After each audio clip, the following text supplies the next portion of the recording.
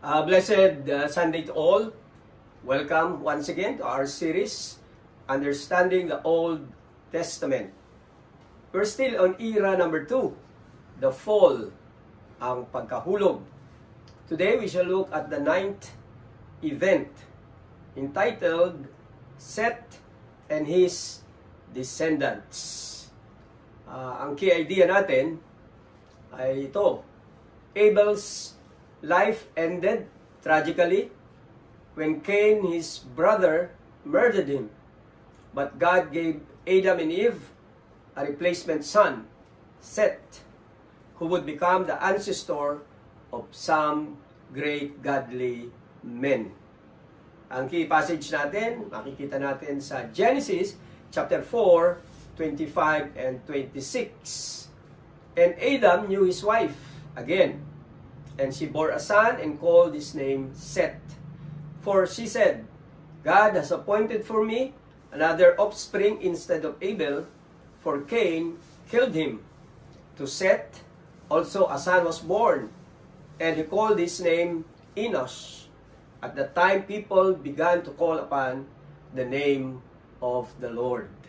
So again, we will have 3 observations in our study today. The first one is, the descendants call upon the name of the Lord.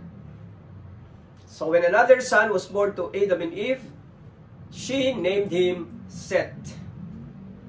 Sa Hebrew, ang ibig sabihin nito ay to set, to appoint, to direct, or make. Sa verse 25, ipinaliwanag dito ni Eve, bakit yun ang ipinangalan niya sa kanyang anak. No? Sabi niya, God had set or directed another seed or offspring for her. No? Nagbigay uli ng panibagong supling sa kanya, no? Ang Panginoon. Bagamat, sabi nga natin, no, initially, ang pag-asa niya, it would be Cain, the firstborn, who would trample or would be the trampler of Satan. No? Pero habang lumalaki ang kanyang dalawang unang anak, no? Si Cain at si Abel, parang mas nakikita niya na si Abel at hindi si Cain ang mas tapat sa Diyos. So, siguro naisip niya, it would be Abel who will be the one to more likely to fight and conquer Satan. Si Abel. Pero ngayon ay patay na siya. Pinatay siya. Her hope that God would grant an offspring to defeat her deceiver was revived by the coming of Seth. Now, so nagkaroon siya muli ng pag-asa na talagang yung pangako ng Panginoon ay magaganap. Sa bahaging ito, makikita natin, o pwede natin sabihin na si Eve has matured in terms of her attitude. Bakit natin sabi, ano? So when Cain was born, ang sabi niya ay ganito, I have gotten a man with the help of the Lord. Yan ay makikita natin sa Genesis 4 verse 1. So notice ang subject ay siya, no? I have gotten, no? At ang God ay parang accomplice lang, parang bahagi lang, no? With the help of the Lord. Pero ngayon makikita natin sa kanyang statement na she is more humble. Sabi niya, God, so God na ang subject, has appointed me, siya na ngayon ang accomplice, no, for me another offspring. So, makita natin yung pagbabago, no, ng kanyang pananaw. At ngayon, marahil bukas na siya sa kaisipan na pwedeng hindi pa rin si Seth, no, ang the trampler, no, the trampler that would come. At maaaring offspring pa rin o galing pa rin kay Seth ang ipinangakong supling, no? Dito makikita natin, no, si Seth ay nagkaroon din ng mga anak na lalaki, no? Isa sa kanila ay si Enos, no? At sabi rito sa verse 26, sa lifetime ni Enos, no, ang people began to call on the name of the Lord. So, ibig sabihin, ang pamumuhay nitong anak ni Enoch, ni Seth, na si Enos, ay magandang impluensya, no? We can assume, no? He was living a godly life as influence, of course, ng kanyang magulang, no? Now, to call upon the name of the Lord, maraming pwedeng kahulugan nito, no? So, pwedeng nananalangin sila, natuto na silang manalangin, o pwedeng natuto silang sumamba, no? Or it could be a declaration of loyalty sa Diyos, or a proclamation of thanksgiving, or whatever it is, or it could be a combination of all these things, ano? Hindi naman sinabi kasi dito kung ano ang detalye ng calling upon the name of the Lord. But this is a hopeful sign na maraming tao na during the time ang mas nagiging tapat na, no? Becoming more loyal to God, and who would oppose the serpent's followers. Kumbaga, dumadami na rin ang lahi ng mga anak ng mga anak nila ni Seth, no? O lahi ni Seth na ngayon ay sumusunod na sa Panginoon, no? Kumbaga sa marami ang chances na marahil dito manggagaling, o dito sa kanila manggagaling yung trampler, or the one who would crush the head of Satan. No? Pero ang implication din nito ay parang hindi agad mangyayari yung pangako. No? It will take time, no, in order to fulfill what God has promised. No? So it would seem that God was not bringing the conflict to a climax immediately.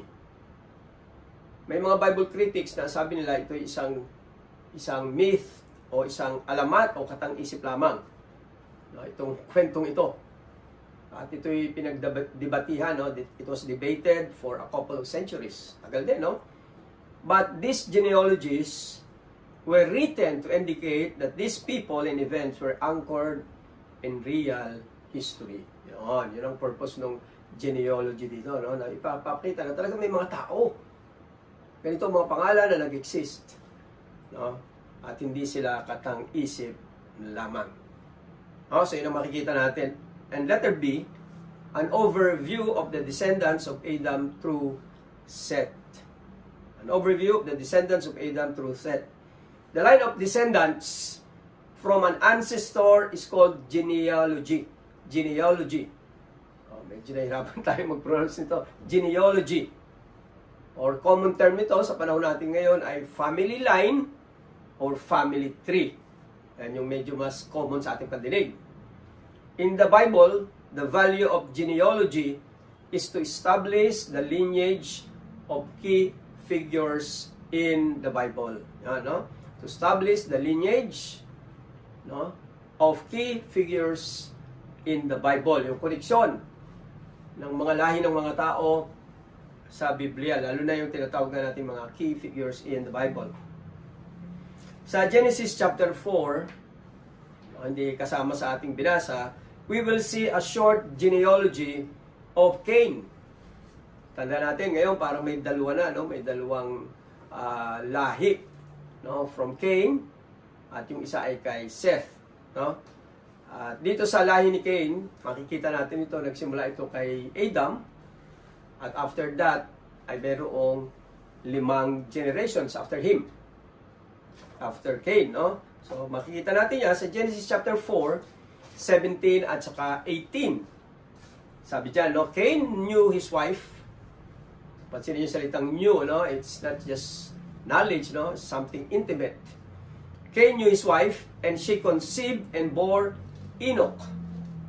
No? Enoch. Yung isa ay Enos. Or Enos, yung kay Seth. When he built a city, he called the name of the city after the name of his son, Enoch. Verse 18, to Enoch was born Irad, and Irad fathered Mehujael, and Mehujael fathered Methushael, and Methushael fathered Lamech, o Lamech. No? So, yan. So, therefore, makikita natin dito, ang genealogy ni Cain ay merong 7 generations, no? From Adam hanggang kay Lamech. No? So, sino yan? Si Enoch, si Irad, si Mehujael, Metushael, and Lamech.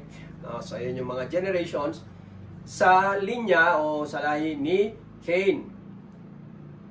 So, after Seth and son Enos are introduced at the end of chapter 4.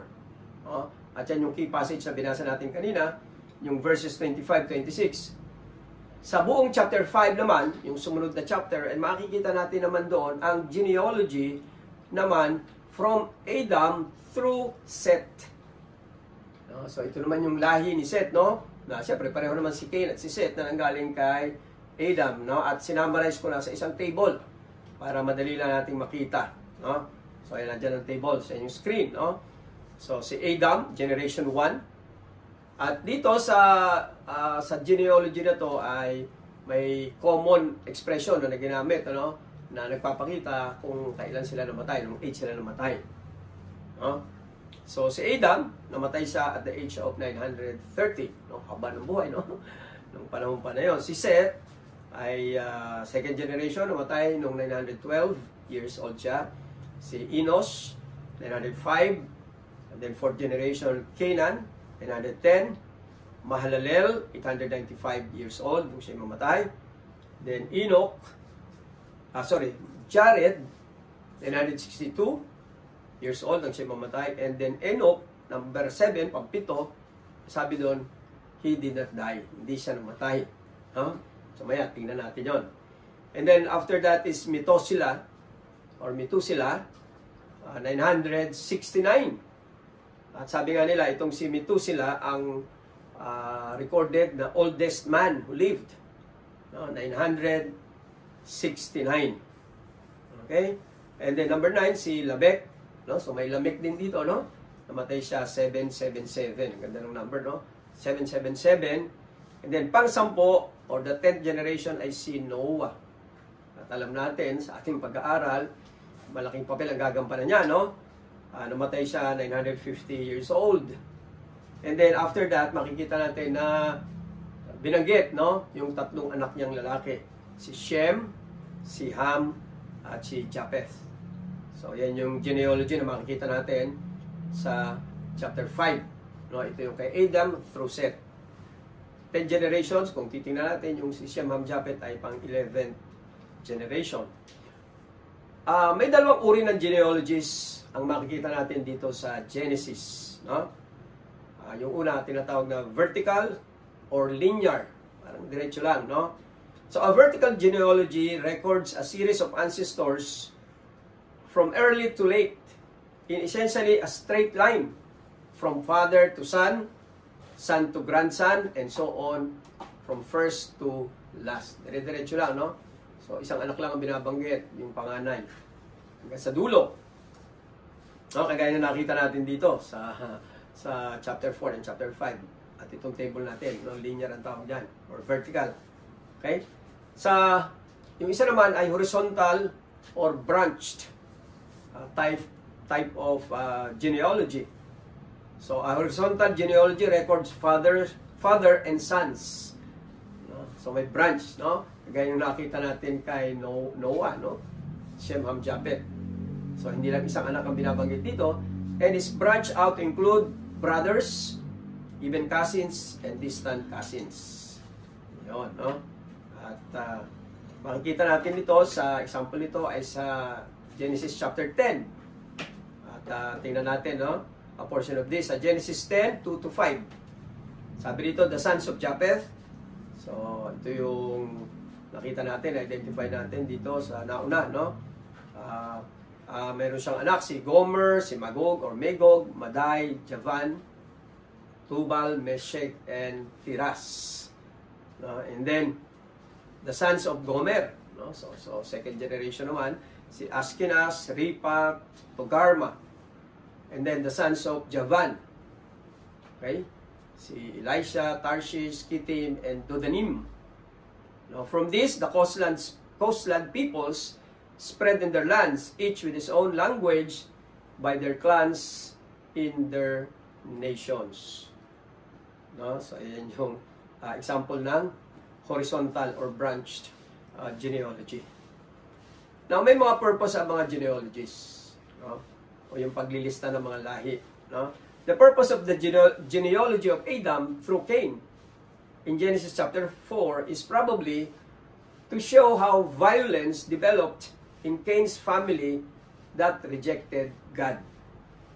So dito maliwanag na agad yung distinction, ano? Yung lahi ni Cain, dito ito yung lahi na sabi nga ay susunod kay Satanas, no? O ito yung bad or evil lineage. At yung sa kabila naman ay yung lahi naman ni Seth, no? Na ang purpose naman ito, no? The purpose of the genealogy of Adam through Seth in Genesis chapter 5 is evidently to connect Noah to the hope given to Adam in Genesis chapter 3. So ano ba yung Genesis chapter 3? Tanda natin verse 15, no? Yung promise na the one who will crush the head of Satan. Later on, sa yung Messiah na ipinangako ng Diyos sa kanyang bansa, no? So yun, ikinonect si Noah doon, no? Para hindi mawala doon sa koneksyon, no? At makita natin na talagang tinupad ng Diyos ang kanyang pangako. So yun ang purpose ng Genesis 5, no? Na later on makikita natin kahit sa New Testament, no? May genealogy diyan ng ating Panginoon Kristo, no?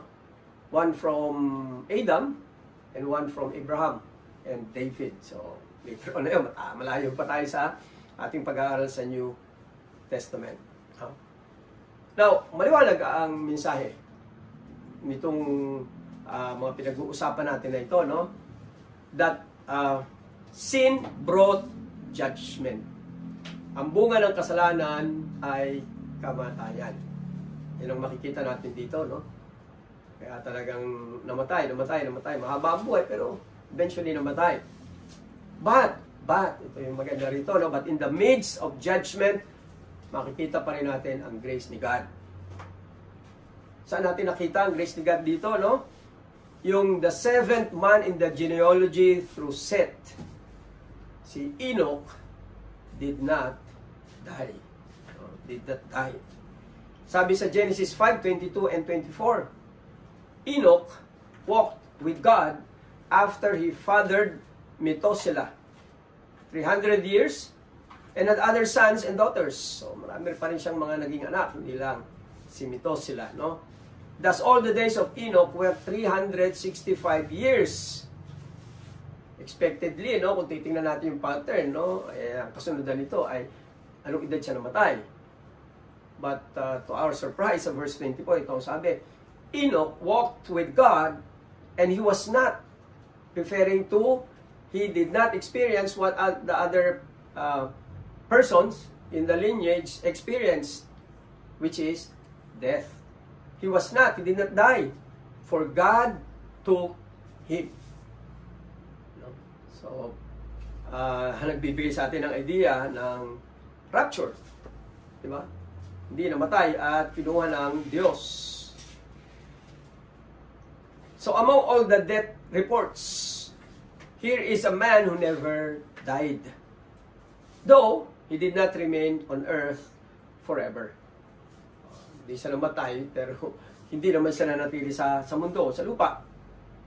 The reason given for his blessedness is that he walked with God. He walked with God. No? Now, the Hebrew term of walk means to accompany, to affiliate with someone, or to walk together in harmony. So, magkasama, nilalarawan, no, na si Enoch ay kasamang lumalakad ng Panginoon. In other words, he was living according to the will, to the ways of God. O talagang, sabi natin, he was godly man. No? Yun ang description sa kanya. And that's the reason why God did not allow him to die and took him and bring him to heaven. No? So that he will not experience death. So Enoch had a special personal relationship with God. So ito ay makikita natin rin, no, na pattern sa result, no, ng pagkakaroon ng isang personal relationship with God. Na ang naging bunga nito ay everlasting life. No? Though again, gusto kong bigyan din, no, yung everlasting life hindi niya naranasan sa lupa.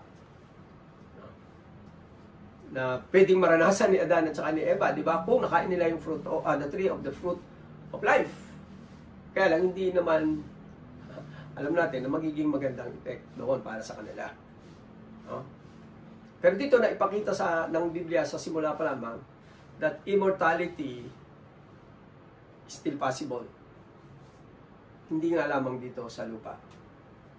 At mapapansin natin, no, yung parallelism nito, no? So si Enoch ay pangpito doon sa lineage ni Seth. At ito namang si Lamech na pinag-aralan natin, no, ay mamamatay tao, no, ay pangpito rin, no, sa lineage naman ni Adam. Sabi nila, ang 7 is a symbol of fullness and completion. So, bakit sila parehong nandoon, no?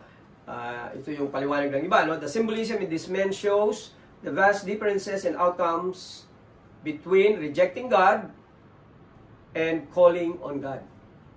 So, Cain and Lamech symbolize, no, the rejection of God or God's will in their lives, no, while Enos and Enoch, no,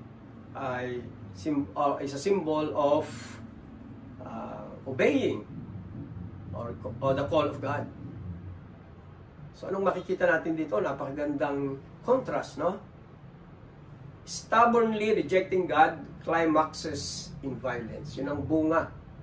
No? Pag ating sinuway ng may katigasan, no, ang kalooban ng Diyos, laging nagtatapos yan sa violence. No? Kaya lang nangyari at naranasan ni Cain at saka ni Lamech. No? But calling upon God because of faith results in blessing and life. So dito, makikita na agad natin ang maliwanag na contrast, no, sa buhay ng tao, sa dalawang paraan ng buhay. At obvious naman, no, na tayong mga mananampalataya, we praise the Lord, na tayo napalahi doon sa godly lineage, no, from Seth hanggang sa atin. And through the Lord Jesus Christ, we become a part of God's family. No, kaya huwag nating bibitawan na yung karapatan na yun na ibinigay sa atin ng Panginoon para maranasan ang mga pagpapala niya at ang buhay dito sa lupa, no, na pinagpala at higit sa lahat ang buhay sa kabilang buhay, ang buhay na walang hanggan. Amen?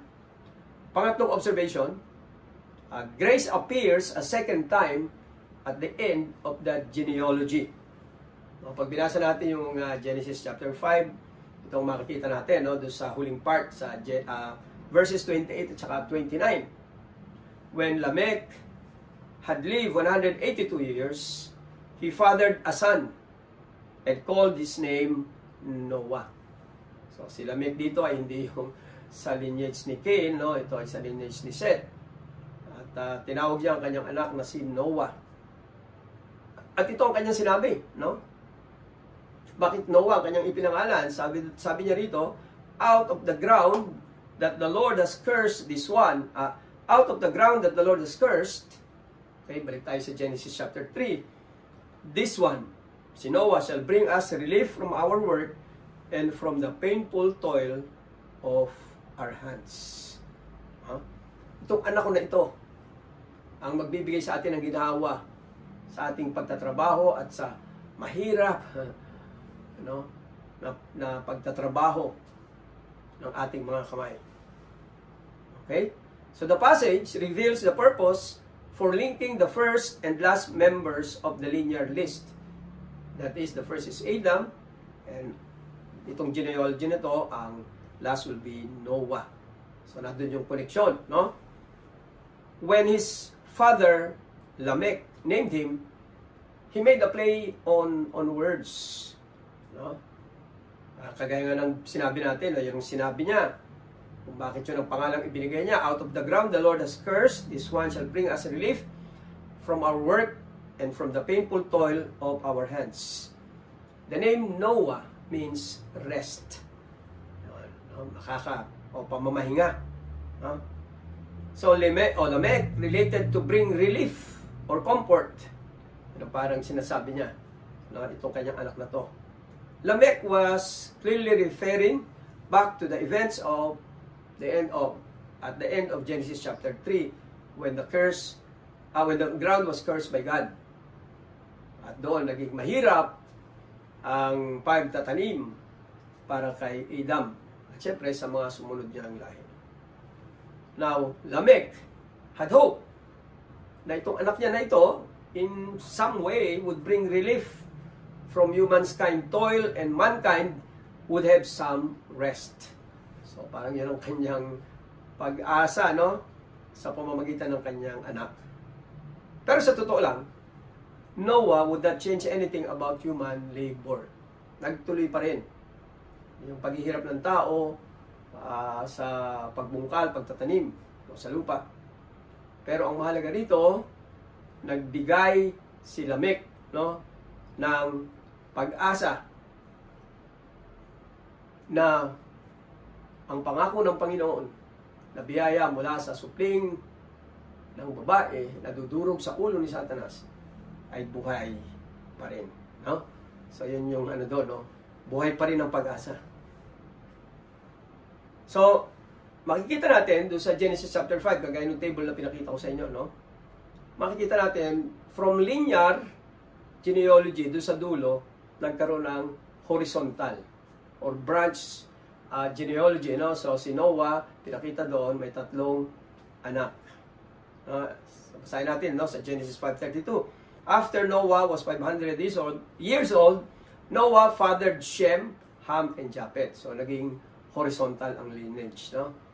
Binanggit yung 3. Siyempre, mahalagang banggitin yung 3 pangalan ng 3 anak niya. Later on, makikita natin kung bakit mahalaga. May nagsasabi na si Shem, Ham, and Japheth are the last members of the genealogy in Genesis chapter 5. Batay doon sa given genealogy. Habang tayo magpapatuloy sa pag-aaral, si Shem will continue the hope na ibinigay sa Genesis chapter 3 na dadalhin niya mula sa kanyang ama na si Noah. So yan ang susubaybayan natin sa ating pag-aaral. So ito yung magandang conclusion dito sa ating pag-aaral. Generations died. Mamamatay ang henerasyon, mga tao. But hope in God's promise did not.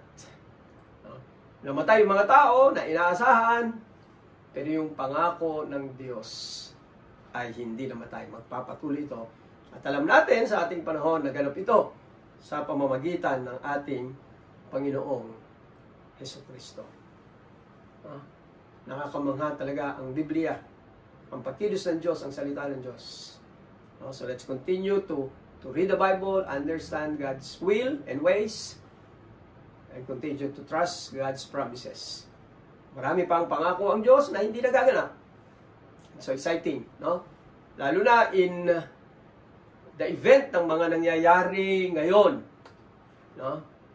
sa iba-ibang bansa, kahit sa ating sariling bansa, Parang nakikita ko nga na itong mga nangyayari ito na political chaos ay preparation or it is staging the preparation for what is bound to happen according to the Word of God. So let's just continue to trust the Lord and believe He's good, He's faithful, at tayong kanyang mga anak ay ligtas sa kanyang mga kamay. Nothing to worry. Just trust the Lord and do our part. Make disciples of all nations. Okay, in conclusion, let's look at the summary.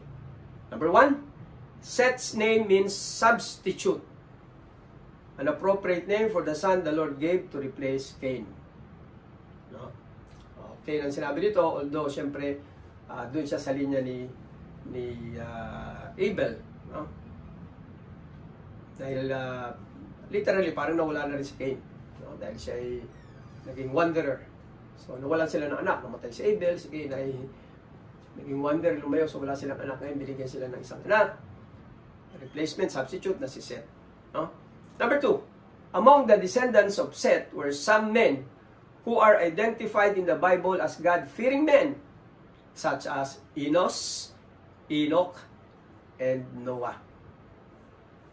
So mula yun sa descendants o lahi ni Seth. At number 3, in order to preserve a record of the connections between Adam and Noah, the Bible gives us a genealogy that includes key descendants of Seth, an open genealogy which probably escapes some generations, no? Hindi talaga natin masabi kung yun lang talaga yun o may nawalang mga generations doon. But the key people that should be there ay nandoon. So this was just the first of many generations recorded in the Bible. Amen? Brethren, God is good. All the time, God is good. Let's pray. Salamat po. Patuloy na dadagdagan ang aming kaalaman tungkol po sa mga pangyayari sa Lumang Tipan. At mga kaalamang ito ay helped us to appreciate the Old Testament. Na minsan meron kaming tendency na parang doon lang kami sa New Testament, yun yung bago. At the more we understand and appreciate ang Old Testament, the more we learn and understand you, Lord. The more we appreciate not only your power, but your grace and love for us sa mga kwento pong ito. So Lord, continue to build our faith as we try to understand the Old Testament. This is our prayer in Jesus' name. Amen and amen.